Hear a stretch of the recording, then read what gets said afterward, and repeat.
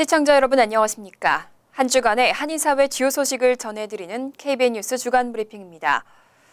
대한민국의 민주화를 상징하는 큰 별이 졌습니다. 지난 주말 김영삼 전 대통령의 서거 소식이 전해졌는데요. 김 전 대통령은 인생을 투쟁이라고 비유했죠. 자유를 위한 투쟁, 민주주의를 위한 투쟁, 또 정의를 위한 투쟁을 마치고 영면에 들었습니다. 뉴욕과 뉴저지에 설치된 분향소에도 고인의 명복을 비는 한인들의 발길이 이어졌습니다.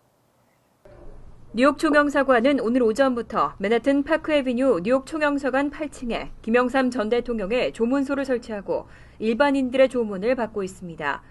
조문소를 찾은 한인들은 한국의 민주화를 위해 고난의 길을 걸어왔던 고인의 생을 뒤돌아보고 대통령 취임 후 이룩한 금융실명제 등 주요 업적들에 대한 이야기를 나누는 모습이었습니다. 저희 뉴욕 총영사관에서는 고 김영삼 대통령을 위한 조문소를 월요일부터 시작해서 목요일 오후 5시까지 운영하게 됐습니다. 장소는 뉴욕 총영사관 8층이 되겠고요. 관심 있으신 많은 분들이 오셔서 조문하시기 바랍니다. 뉴욕 한인회와 뉴저지 한인회도 맨하튼과 플러싱 그리고 뉴저지의 한인회관에 분향소를 설치하고 한인 동포들의 분향을 받고 있습니다. 또 한국 그 역사에 아주 큰 획을 그으신 어르신인데 또 이렇게 너무 일찍 돌아가셔서 아주 또 슬프고 또 명복을 빕니다. 국가장으로 치러지는 김영삼 전 대통령의 장례 기간은 한국 시간 26일까지이며 연결식은 26일 오후 2시 국회의사당에서 거행됩니다. 뉴욕과 뉴저지 분향소는 오는 수요일까지 운영됩니다. 지난 22일에는 한국 해군 사관생도와 장병들이 승선한 해군 순항훈련 전단이 뉴욕 맨하튼에 입항했습니다. 순항훈련 전단은 함정을 한인들에게 공개하고 한국전 참전 용사들을 초청해 감사의 뜻을 전하는 등 3박 4일의 일정을 소화했습니다. 금홍기 기자가 취재했습니다. 구축함인 강감찬함과 군수지원함인 대청함이 뉴욕 맨하탄에서 대한민국 해군의 위용을 드러내고 있습니다. 한국에서 지난 8월 27일 진해 군항을 출발한 순항훈련 전단은 광복 70주년과 해군 창설 70주년을 맞아 한국 전쟁 참전국인 15개국을 방문해 군사 외교를 펼치고 있습니다. 순항훈련 전단이 뉴욕에 들어온 것은 2007년 브루클린에 이어 두 번째며 맨하튼 입항은 이번이 처음입니다.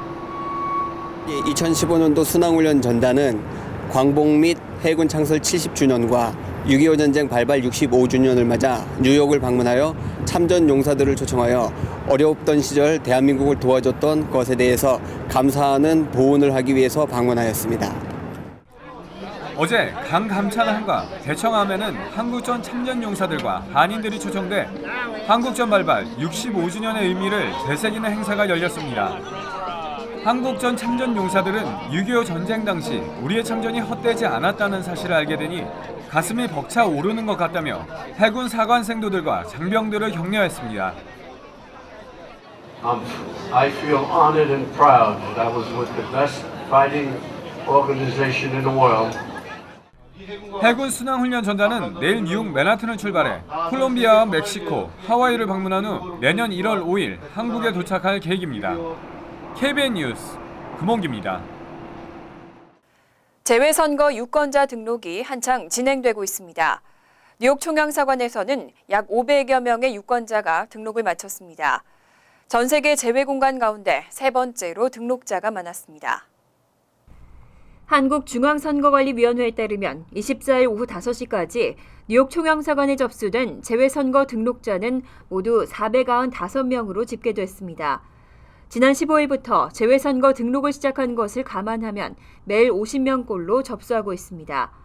뉴욕 총영사관의 유권자 등록수는 중국 상하이 총영사관 869명, 일본 대사관 686명에 이어 세 번째로 많았습니다. 뉴욕 총영사관 다음으로는 491명을 기록 중인 중국 대사관이 차지했고 LA 총영사관 418명, 샌프란시스코 총영사관 405명, 시카고 총영사관 338명, 미국 대사관 301명, 토론토 총영사관 297명, 프랑스 대사관 266명 등의 순으로 나타났습니다. 전 세계적으로는 24일까지 11,467명이 재외선거 등록을 마친 것으로 파악됐습니다. 대륙별로는 아시아 지역이 5,696명, 미주 지역 2,894명, 유럽 1,449명, 중동 304명 등의 순으로 나타났습니다. 연말 연시, 나눔의 손길이 더욱 간절해지는 시기입니다. 뉴욕과 뉴저지 일원 한인 단체들이 어려운 이웃들에게 온정의 손길을 베풀고 있습니다. 24일 뉴욕 맨하튼 할렘에서 불우한 이웃에게 쌀을 나누는 행사가 열렸습니다. 금홍기 기자가 취재했습니다. 요즘 같은 연말연시에 어려운 이웃들은 도움의 손길이 더욱 절실합니다. 뉴욕 한인 상조에는 맨하튼 할렘 지역 저소득층을 위해 써달라며 쌀 100포와 모자 40개를 마틴 루터킹 민주당 클럽에 전달했습니다. 상조의 김동식 회장은 연말연시를 맞이해 배고픈 사람들이 굶주리지 않고 추운 겨울을 잘 지냈으면 하는 마음으로 쌀과 모자를 마련하게 됐다고 말했습니다. 어려우신, 배고프고 힘드신 분들에게 쌀을 전달하게 돼서 대단히 감사합니다. 그리고 우리 상조회는 앞으로 계속해서 매년 이 나눔의 행사에 적극적으로 참여할 것을 약속을 드립니다. 대표적인 친한파 위원인 찰스 랭간 연방 하원의원도 나눔 행사에 참석해 상조회 측에 감사의 뜻을 전했습니다. Thank you. I want to thank my Korean friends for making it possible for a lot of people to have a happy Thanksgiving. 연말 연시를 맞아 소홀해지기 쉬운 어려운 이웃들에게 뉴욕 일원 한인 어르신들이 직접 나서 나눔을 실천하고 있어 한인 사회의 기감이 되고 있습니다. KBN 뉴스 금홍기입니다. 론킴 뉴욕주 하원 의원이 내년 1월 내일업계의 임금 채권 의무화 규정을 수정하는 법안을 상정하겠다고 발표했습니다. 여기에는 규정을 미용업계 전체로 확대하는 방안도 포함됐습니다. 론킴 의원은 뉴욕 주의회 세션이 내년 1월 재개되자마자 내일업계 임금 채권 의무화 수정 법안을 상정할 계획이라고 밝혔습니다. 김 의원은 현재 동료 정치인들과 법안의 세부 사항을 논의하고 있는 단계라고 설명했습니다. 아직 구체적인 법안 내용은 알려지지 않았지만 뉴욕주 금융국으로부터 임금 채권 의무화 조항을 시행할 수 있는 여건이 조성됐다는 승인을 받을 때까지 법안의 시행을 보류하는 내용 등이 포함된 것으로 알려졌습니다. 또 내일업계뿐만 아니라 미용업계 전체로 임금 채권 의무화를 확대하는 내용도 포함된 것으로 전해졌습니다. 이에 대해 김 의원실 측은 전체 내일업계 중 90% 이상이 아시안 이민자들이기 때문에 내일업에만 임금 채권을 의무화하는 것은 아시안 이민자들에 대한 차별적인 행정 규제가 될 수밖에 없다고 지적했습니다. 또 내일업계보다는 수십 배는 큰 미용업계에서 임금 채권 의무화를 시행하기 위해서는 상당한 시간과 검증 작업이 필요하기 때문에 주지사실도 신중하게 접근할 수밖에 없을 것이라고 덧붙였습니다. 퀸즈 베이사이드 유대인 센터 자리에 추진됐던 신규 고등학교 건립 프로젝트가 결국 무산됐습니다. 대신 뉴욕 한인 봉사센터가 추진하는 퀸즈 한인 동포회관이 유대인 센터 자리에 건립될 가능성이 높아졌습니다. 그레이스 맥 연방 하원 의원과 에드워드 브라운스타인 뉴욕주 하원 의원은 24일 뉴욕시 학교건설위원회가 퀸즈 베이사이드 유대인 센터 부지에 추진했던 신규 고등학교 건립 프로젝트를 철회했다고 밝혔습니다. 두 위원은 커뮤니티 보드 11과 지역 주민들의 의견을 존중한 뉴욕시 학교건설위원회의 결정에 환영을 표한다고 밝혔습니다.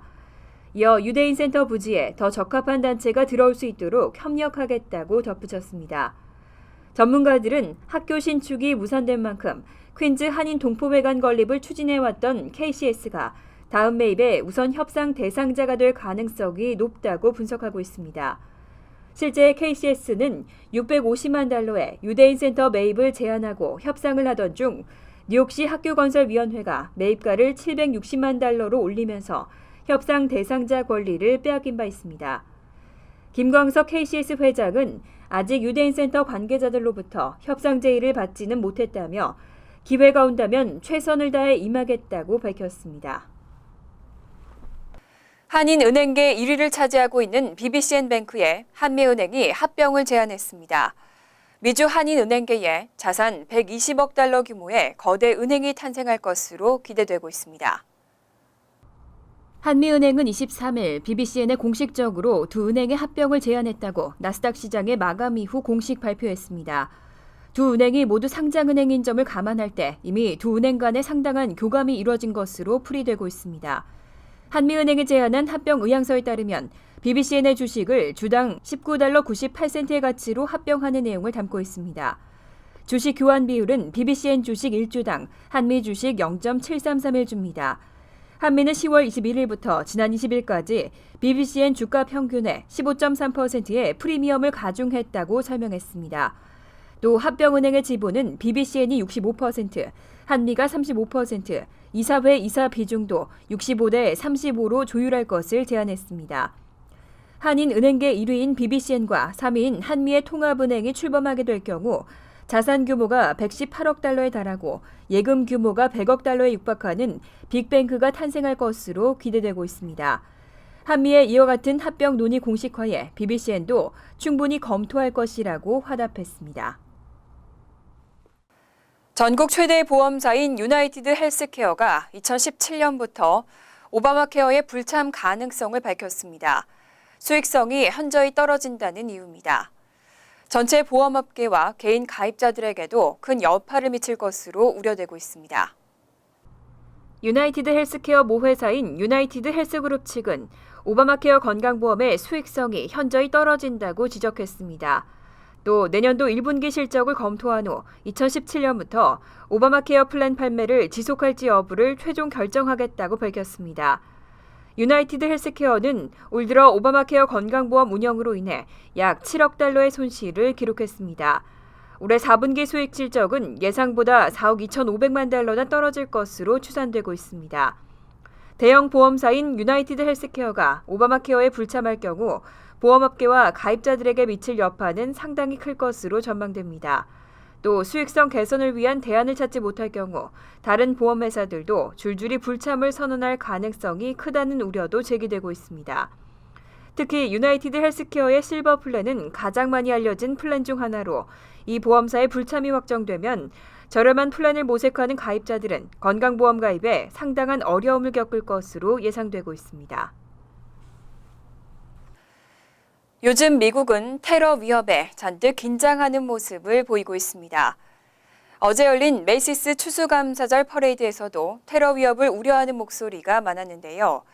다행히 삼엄한 경계 속에서 예전 못지않은 화려한 퍼레이드가 펼쳐졌습니다. 퍼레이드에는 약 350만 명의 인파가 몰렸습니다. 특히 안전을 위해서 역대 최대 규모인 2,500여 명의 뉴욕시경이 배치돼 눈길을 끌었습니다. 앞으로도 연말연시 뉴욕에서는 크고 작은 행사들이 이어질 텐데요. 철저한 보안으로 안전하고 즐거운 연말이 되길 바랍니다. KBN 뉴스 주간 브리핑 여기서 마칩니다. 시청해주신 여러분 고맙습니다.